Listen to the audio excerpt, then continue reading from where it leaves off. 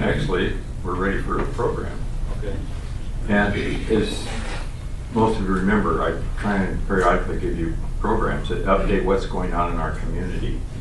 And today we're going to hear about what's happening in the Port Commission. They're going to give us an update on the various activities that they're involved in. And we're going to hear from our own Bill McGregor about that. I'm going to tell you, for some of you who don't know him very well, he was appointed to the Port Commission in November of 2008. He was elected in November of 2007, ran unopposed for 2010 through 13, as well as a 14 through 17 election cycle. Been involved in port industry for over 35 years. In 2000, he retired after 28 years. Then began working as a director of conference services, and then as director of facilities at St. Martin's. He retired from that position in 2006 to begin his service on the Port of Olympia Commission.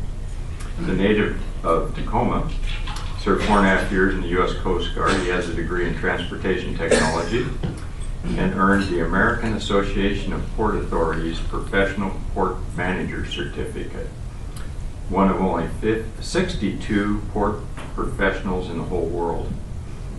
He served as the port's representative on the Thurston Regional Planning Council, the Lacey Chamber of Commerce, the Elm Chamber of Commerce, Washington Ports Association trustee. He's obviously a Rotarian here. Is an active participant in Leadership Thurston County. He and his wife Barbara have been licensed foster care providers for 38 years plus.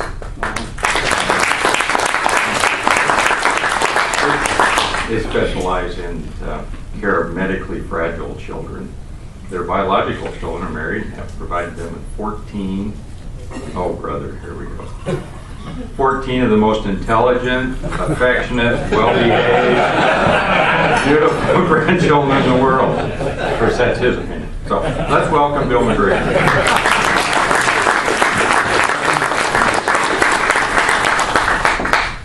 Well, I'm going to say we're not going to talk much about the commission. There's lots of stories to be told about them, but I'm going to talk more about what the port is doing and has been up to in the last little while. Before I get started, I want to ask my fellow port workers if they would stand so that I can identify them to the crowd, because these are very professional people. This is Jeff Smith here. Jeff, you raise your hand. He is the Director of Finance. Len Fauscher, who is the Director of Marine Terminals. Our Senior Property Manager, Mike Reed. Jenny Foglia-Jones, which is our Communications expert, and Ed Galligan, who is our Executive Director. These people work extremely hard on doing what is best for our community, what is best in promoting what the Port of Olympia does within our community. So I want to make sure that they're here, because when we start to get the hard questions, guess who I'm directing them? They got it. They got my back. So anyway, I'm going to try to do three things at once. It's going to be challenging here for me. Ports are allowed to operate at least four distinct businesses. While some ports only have land, some ports only have maybe a marina, like Hood's Port. They go from small to large, like the Port of Seattle-Tacoma, which is one of the bigger ports on the West Coast now that they've combined. They have some aspects of all that. But the Port of Olympia is unique in that it has all four of those. We have the marine terminal, we have the airport, we have the marina and boat yards, and we also have property development and properties throughout now Thurston County. I'll talk a little bit more about that later. So we have three port commissioners, two of them which you probably recognize up there. The third one is probably not recognizable in that picture, so I did ask the staff to do some photoshopping to try to dress it up a little bit. So this is what I got.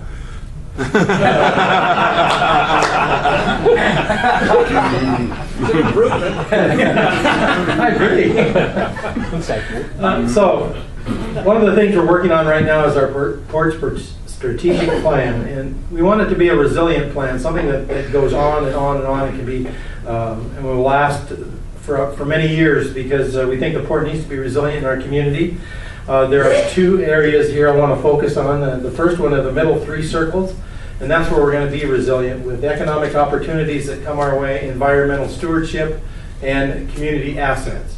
And so those are the focus areas. And then the outside circle with the 5 different words on it, and I won't read them to you because I'm sure all of you can read those. Those are our core values. In other words, we want to bring something to this community and develop something that meets the core values, but also meets the 3 inward circles, so that it's a benefit to our community in one of those areas.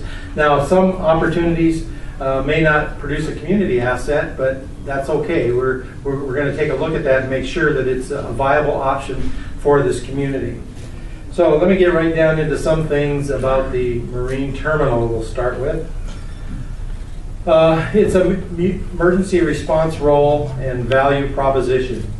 And what I mean by that is we have a lot of equipment down there that in an emergency, if we were to have an earthquake of such a magnitude that it shuts down I-5, it creates a lot of problem on bridges, which shuts down our main thoroughfare through this state, then we have to be able to respond in some way. And we have an interlocal agreement with the emergency management agencies in this community because of our machinery that we have that can move large things, can get into areas and do that, as well as a lot of Homeland Security bought generators that can run large facilities. We've got some 10 kWs and larger generators that we can put to work in case of an emergency to keep something operating that is vital to the recovery of the area. So we're proud to be able to be a part of that operation. And as you can see, in 2016, we had 31 ship visits, which is up from 2015. And so we're seeing some improvement there. We've had a 27% increase in longshore hours. Now what that means is that, and we'll get into the number of longshoremen that are currently registered at the port, what that means is that they are going after more registered longshoremen and taking in some more casual opportunities for work.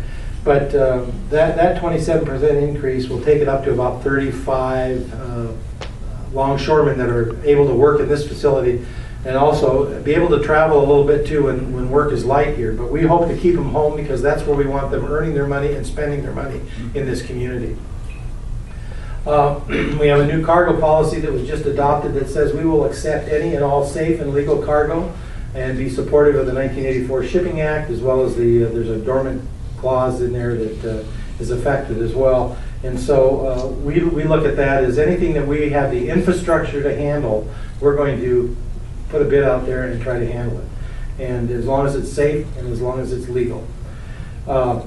Federal law supports that. We have cargo diversification efforts. That's one of Len's primary jobs, is to go out there and beat the bush and find out what's out there that's moving by ship, either into the port or out of the port, and to attract that cargo. I understand we've got a shipment coming in. I don't know that I can disclose what it is yet at this time. I can. Okay, we're going to get some Irish gold coming in from Ireland. It's going to come into the port in about 3 weeks or so, roughly. It'll go to a place in the very top corner of Washington State and be taken apart and do their work on it. So we're excited to see that happen. We don't know if that's going to be a long-term commitment or just a one-time shipment, but at least we're getting the door open and getting our name out there for that. We've also had organic corn come through, and I think we've had 3 shipments already. Looking for one maybe a little bit later in the year. We've had cattle. We're looking at another cattle vessel here, maybe in the late fall. I'm not sure. Spring. Spring. Okay, I'm off. Somewhere it's fall, but spring, and and it's going to be a sizable shipment of cattle. Last time we had 1,400. It's going to be more than that. So don't know the exact count, but those cattle all come into and are processed locally through Shorno Farms out in Yelm and other areas that have USDA capabilities, so that they're inspected and given a clean bill of health before they even get down to the port. And so we've also started something new called Green Marine. In Green Marine, in this state, there are 4 ports. We were the 3rd port to sign on to this. But Green Marine is a certification that we get, and every year we have to do a self-certification. Every 2 years we get audited on how we're doing about keeping our marine terminal environmentally clean through all of the different aspects. Are there ways we could be doing best management practices that are better than what we're doing? So we're always looking to improve. And so I think Bellingham is in there, the Olympia is in there. I think it's Longview and Tacoma. So it's kind of a new effort that's being put forward, but it's an international known program, and so we're glad to be a part of that because we want to do it we want to do what's right. So this is kind of an overview of the marine terminal. I don't know if this thing is going to work, but you know, the marine terminal is that's kind of the boundary of it right there. And that's about 65, 70 acres of concrete and asphalt. Just to give you some bearing, there's the farmer's market and the parking lots. Here's the port's headquarters building right here. We've moved off the terminal to make it more accessible for public to come in and visit, ask questions, and to talk to staff. Here's Batdorf and Bronson's processing place for the beans. Here's the market center where Batdorf has dancing goats and Vivala and other things are going on. The property is owned by the port, but it's leased out to tenants. And then, of course, here's Cascade Pole. I'll talk a little bit more about that when I get to the marina side of things. So, Swantown Marina is the 7th largest marina in the state. We have about 750 mooring slips, and we're a 24/7 operation.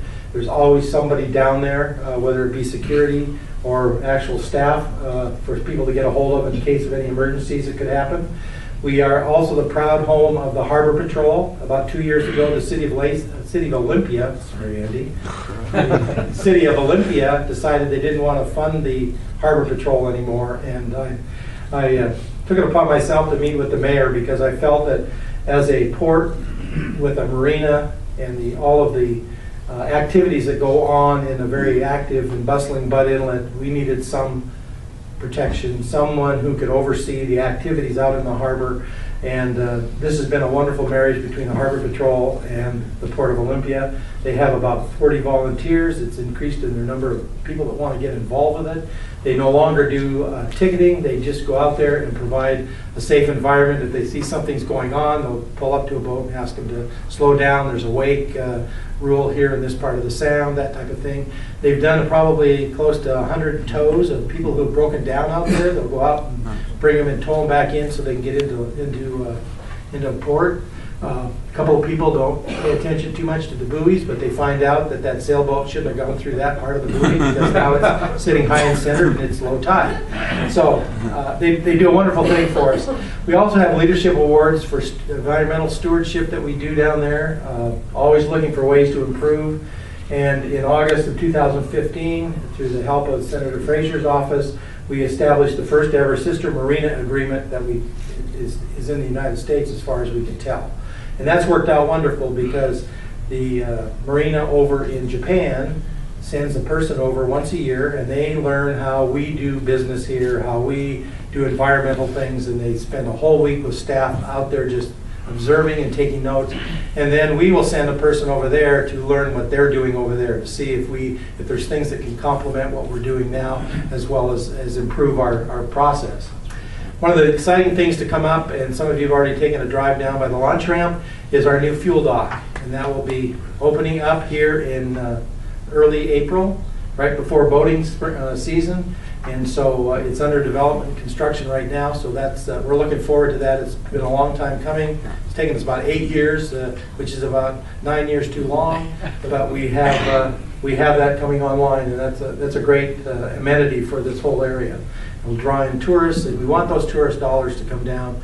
Staff spent a week and a half at a boat show recently up in Seattle, and they heard constantly that now that you've got fuel, we're thinking of coming down there, because before we didn't want to come down where we couldn't get a way to get back. So I'm looking forward to that. I'm excited to see that happen. I think it's going to really be a boon for our whole area. And of course, the Boatworks has an 82-ton travel lift, and you can see one is being lifted there. And it does about 500 to 600 haul outs per year, and it allows the individual boater to either have someone work on their boat through one of the mobile units that are down there, businesses, or Pettit Marine, which is down there and owns a small store up front that they just opened last year. And so they can come in and work on their boats in a state-of-the-art area where wastewater is collected and treated, and then all of the impurities are taken out of there. The hazardous waste is recycled and collected and never enters the sound. So we're very proud of what is happening there. It's kind of a portion of it. This, of course, is the boat works. Here's a lot. Their plant is right in there. And of course, there's the marina, and there's Cascade Pole, which is really being used. KGY has their tower down there. There's areas for people with trailers that once they've launched their boat here, they can go in and park their boat there. And then during the summer to early fall, you'll get 30 or 40 people out there at lunchtime eating their sandwiches, enjoying the view, because it is a very majestic view. We also have a nice, about a mile long trail that goes right along the waterfront. You can access it from over by the Hands-On Children's Museum and just follow it all the way to the end. There's benches out there. We encourage, some Eagle Scouts have done projects out there to put in park benches for people to have rest areas. There's picnic benches, and it's a great view on the day other than like today. So, and the gas dock is going to be right here.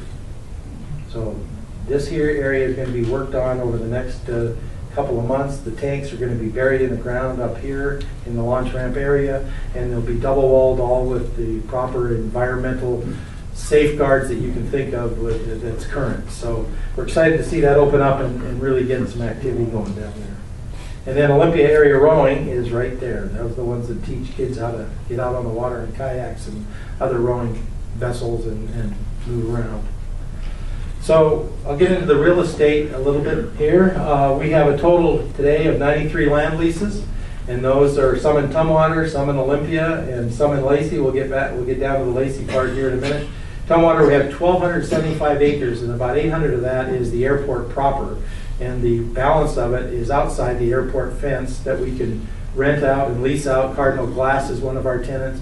Harbor Wholesale used to be one of our tenants, but they wanted to develop a bigger and better building than what they were in, and they wanted to own the land, and so we were glad that they were tending to move to DuPont, but through going through the Lacey Planning Commission and the Lacey Council, decided that lifting of the cap that was on the moratorium on warehouse space was a good idea, so we kept those 200 jobs, and we testified in favor of that because we did not want to see jobs leave Thurston County. And so that has been, as well as the call center that burnt down in Tumwater property. That was our property that it was on. It was their building. It burnt down. They were looking for a place to go. They landed in Lacey too. So we kept 800 and some jobs in that area. So I want to thank the city of Lacey for their very forward-looking codes that they're working on. In Olympia, we have 150 acres of that. About 65 of it is the marine terminal. One of the big excitements now is East Bay Development, and where the Hands-On Children's Museum was port-owned property. We sold that to the city so that they could build the museum on that. We donated the piece right next to it, which is the plaza where the stream runs down into, that the kids can climb on the rocks and do all that stuff. That was part of our contribution to the development of that site. So right across the street from that, Walker John, who is a very high regarded developer, especially in downtown Olympia, has taken an option on property that we have right across the street that used to have a fence on it. We're going to begin the cleanup process there so that we can take that fence down, and he can begin to develop parts of that property in increments. It's too large to consume all at once in today's market, but over time, over a 5 to 10 year period, you're going to see development happen there. And so in Lacey, one of the exciting things will be closing next month on 60,000 square feet of property here. I've got a little bigger picture of that I'll show here in a second. So I want to keep moving here, and that's just to identify some of the properties that we have in some of the areas. The port owns all the way up to this piece here. This lot bought this piece here, that old building there that used to be, I think South Sound Estuary is still using, they're not using that anymore? Okay. They were using that as a kind of a little building to open up and let people come in and learn about estuary and restoration and such. So we do have the Port Plaza, which is this, which is during the summer we have at least one or not two things going on down there in the form of music presentations through Downtown Olympia Association. And then we have, of course, the this plaza, this finger pier over here that is used by St. Martin's when they have their dragon boat races and all that exciting stuff. So great place for people to come down and enjoy the view, enjoy the waterfront, and enjoy the activities that go on. This is a conceptual drawing of what Walker John is looking at. This is not the final. It's just to give you an idea. They're looking for a 4-story with retail on the bottom, some condos and apartments of market rate housing above that. He's got some interesting concepts and designs, and I'm excited to see that come through because the parking will be behind the building, actually undercover, but on grade level. So it's an interesting design that he's got, and I think it's going to really take off in the near future here. Then the airport real estate is kind of this area here. This is about the 400 to 500 acres that is outside the airport fence, and you can tell the airport fence because everything's nice and clean and everything's gone. There's no trees or anything in there. So we have, I think that's Cardinal Glass right there. That's correct. And so there's lots of development opportunities out there. We're doing master planning on that. It's gone into an EIS, and will be, and it'll be a couple of years maybe before it comes back for approval by the commission. But once that EIS is done, then that land will have some definable development opportunities to it. When someone comes in, the goal is to say, okay, if you want to develop in an area out here, here's where we think you ought to be, because we have to put retention ponds in certain areas, and rather just do it willy-nilly and let people build where they want to build. There may be a better plan on how to better use the land for storm yard runoff, stormwater runoff, and that type of thing. So this is kind of a design out there at the New Market Center, and if you've been out there with the State Patrol, usually parks right along Tumwater Boulevard. They have an office in an older building there. We have those buildings under our control now. The developer decided to give us the keys and walk away from it, and so we have taken, and we used to hold our commission meetings out there. We've now taken, and I'm going to get this wrong, Scribbles and Giggles Daycare came to us and said, we want to rent one of those buildings, and we had designed a look. We wanted a modern look out there, because I think this is the next opportunity for some development out in Tumwater that's going to take off here. And so we met with them, and the staff brought forth an option agreement and brought forth a lease, and we signed on it, and we've done some development. We spent about $1.5 million roughly on putting in rain gardens and taking care of some of the issues we had out there for drainage. We've added solar panel light posts out there, so they're all run by, those light posts out there are all run by solar panels. And it's going to be there's 6 or 7 more buildings that we're looking at in doing out there in the same manner as things start to take off. We're excited about the possibility of a distillery out in that area, as well as the college is looking at one of the buildings for an educational piece on teaching that and distilling and brewing and that kind of stuff. So lots of exciting things going on out there that will really enhance the area, I think. It'll be interesting to see how the State Patrol, distillery, and the daycare get along. They'll work it out, I'm sure. So this is the buildings here that we're going to be closing on next month. There's about 60,000 square feet. These two buildings here are full. They're occupied. Signorama is in this corner of the building to give you some bearing. This is Britton Parkway, and I'm not sure what that road is. I can check that out. But this building is empty. It was when this picture was taken, there was a internet company, a technology company in there, and they outgrew the space, and they moved to DuPont to find a space that would meet their needs. And so right now that is vacant, so there's lots of opportunities there for some different things that we're considering and looking at. So excited to be a part of Lacey after on the 50th anniversary of the city of Lacey. We're getting out here, so it's taken a while. So the airport, as you may or may not know, it was a field at one time back in 1910, one of the first in the United States. During World War II, JBLM used it as an ancillary airport for their needs, and it was returned to the city of Olympia in about the 60s. I'm not sure exactly, but it came with deed restrictions. And one of the deed restrictions is it must always remain an airport. So there's no discussion on, well, let's turn it into a park, let's turn it into something else, cornfields, whatever. It must always remain an airport. And in 1963, the port purchased that airport and those adjoining properties, which comes up with the 1,275 acres that we have out there today. The port is probably one of the biggest landowners in this community, and our job is economic development by mandate. You can see the number of planes and hangars and everything that's out there. And the last item there, so it says Suite Runway 17 Honey.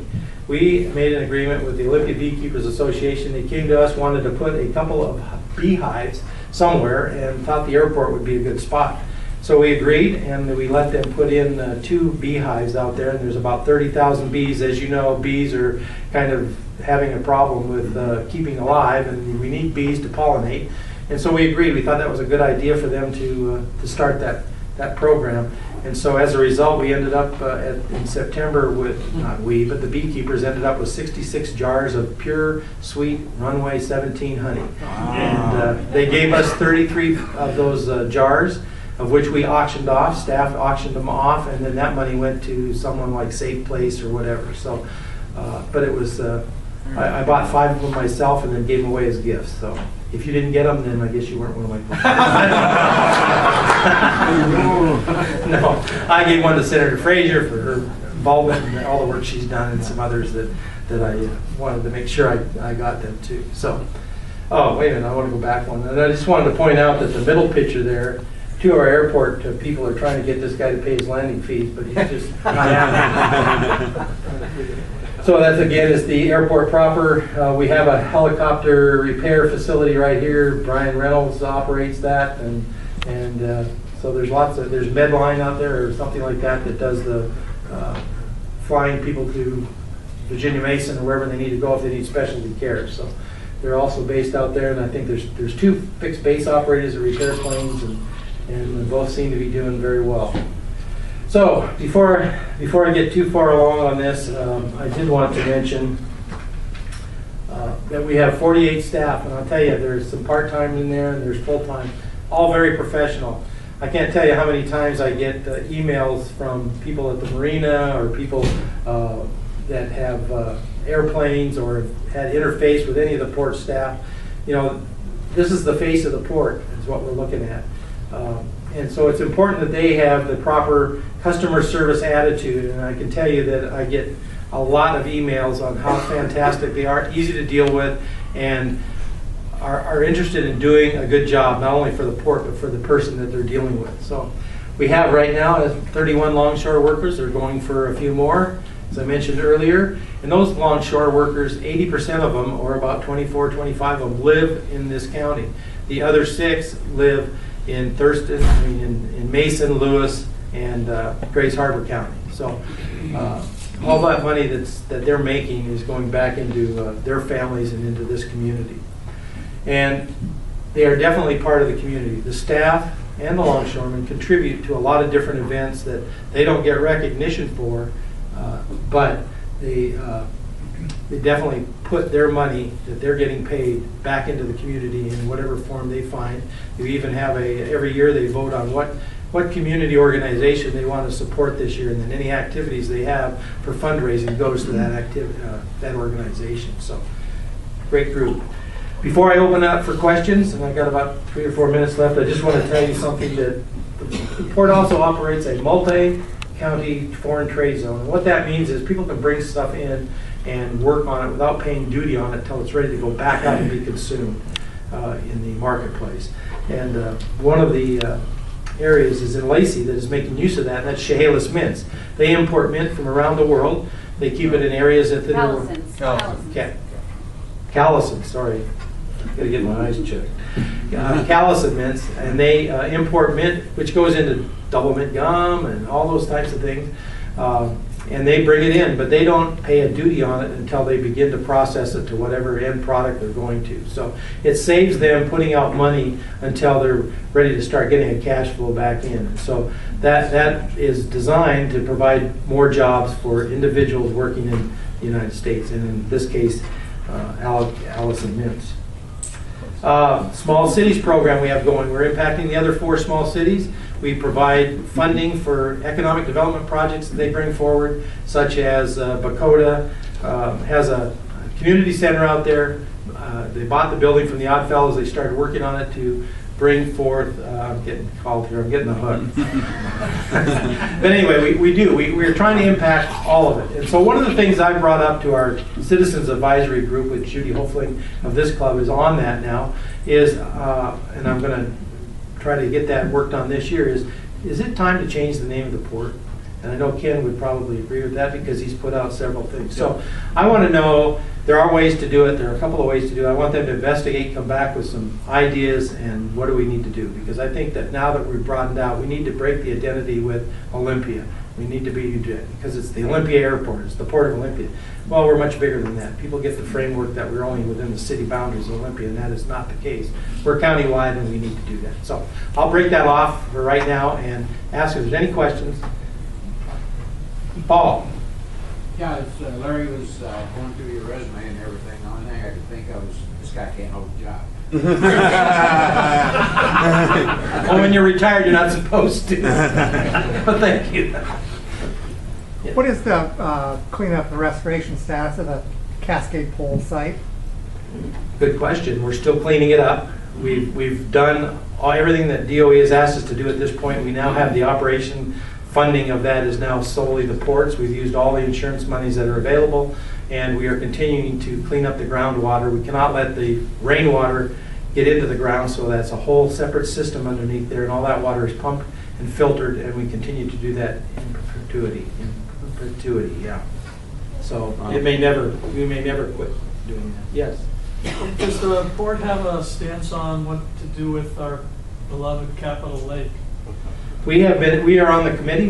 I was in part of CLAMP when CLAMP was in existence, and then we worked just recently on the Capitol Lake Executive Work Group, where we finished phase 1, which was coming to agreement on what we should do as far as moving this forward, and we are now moving it forward to the legislature for them to fund an EIS over about a 3-year period, which is about $5 million, to hopefully get to a decision on what to do with the lake, because I think it's long overdue and we need to come to it. We may not all be happy with it, but we've got to come to a decision to end that. So, any other questions?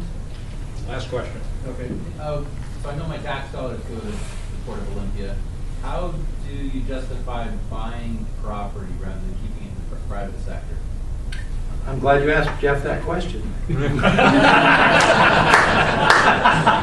Well, I can tell you that, let me give part of the answer, Jeff, and then you can talk. We don't pay property tax, but what we do is charge the tenants a leasehold tax, which is equal to property tax. It's 12.84% of the value of the property that they're leasing from us. And so that does not come back to the port. That goes to the city, to the county where it's earned, and Department of Revenue splits that up based on a formula of some type that I'm not aware of. But the last part of the question is, we're into economic development. And so we saw an opportunity in Lacey to buy something that was going up for sale, and we thought we need to be doing this. We need to be in Lacey. It's getting to be one of the bigger communities in our county, and so it was time to move forward with it. So I don't know if anybody at the table would like to add. Go ahead. Let the mayor answer.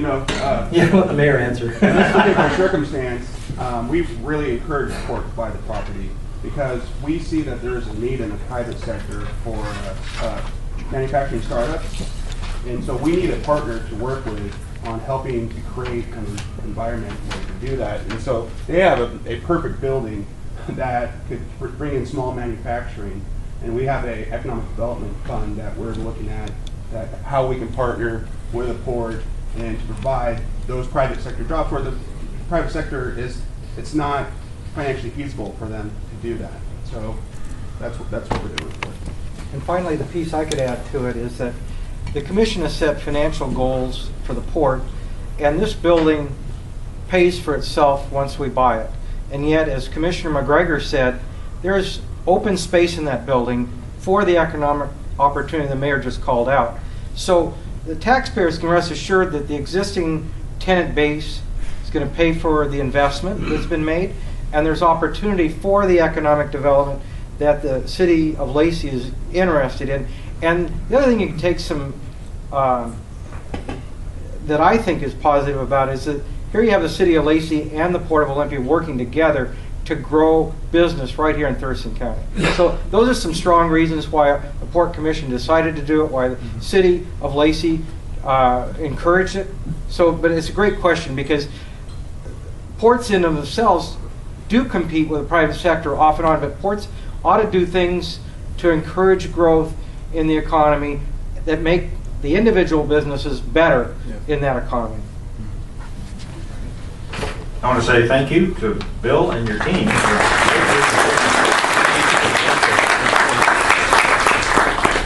And as is our tradition, I'm going to ask you to sign a book that we will donate to South Sound Reading Foundation on your behalf. And it's an Amelia Bedelia. The only linkage I can get is it says on top, I can read. He obviously had copious notes.